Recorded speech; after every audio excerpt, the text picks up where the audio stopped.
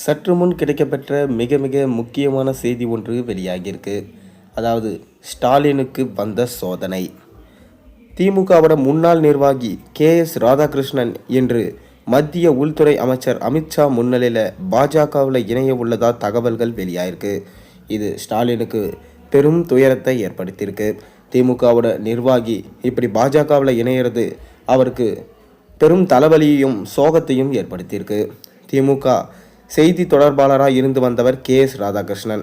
இவர் கட்சி கட்டுப்பாட்டை மீறி கட்சிக்கு அவர் பெயர் ஏற்படுத்தும் வகையில் செயல்பட்டு வருவதாக கூறி கட்சியின் அடிப்படை உறுப்பினர் உள்ளிட்ட அனைத்து பொறுப்புகளிலிருந்தும் நீக்கப்படுவதாக கடந்த 2022 அக்டோபர் மாதம் திமுக பொதுச் செயலாளர் துரைமுருகன் அறிவித்தார். காங்கிரஸ் கட்சியின் அகில இந்திய தலைவர் பதவிக்கான தேர்தல் நடந்தபோது மல்லிகார்ஜுனா கார்கேயும் சசிதரும் போட்டியிட்டாங்க. இதில் பெருவாரியான வாக்குகள் வித்தியாசத்தில் மல்லிகார்ஜுனா கார்கே வாகை சூடினார்.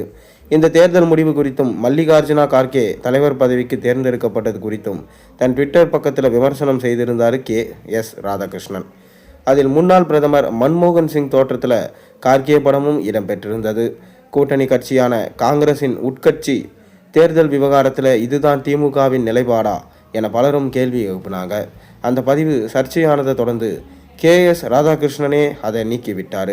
இருந்தும் அவர் மீது திமுக தலைமை நடவடிக்கையை எடுத்தாங்க. இந்நிலையில் திமுக முன்னாள் நிர்வாகி KS ராதாகிருஷ்ணன் என்று மத்திய உள்துறை அமைச்சர் அமித்ஷா முன்னிலையில் பாஜகவில் இணைய உள்ளதா தகவல்கள் வெளியாகியிருக்கு. நெல்லை மாவட்டத்தில் பாஜக சார்பில் இன்று நடைபெறும் முதல் பூத் கமிட்டி பொறுப்பாளர்கள் மாநாட்டில் கலந்து கொள்வதற்காக மத்திய அமைச்சர் அமித்ஷா வரும் நிலையில் அவர் முன்னிலையில் KS ராதாகிருஷ்ணன் பாஜகவில் இணைய உள்ளதா தகவல்கள் வெளியாகியிருக்கு. இது ஸ்டாலின் அவர்களுக்கு பெரும் தலைவலியை ஏற்படுத்தியிருக்கு.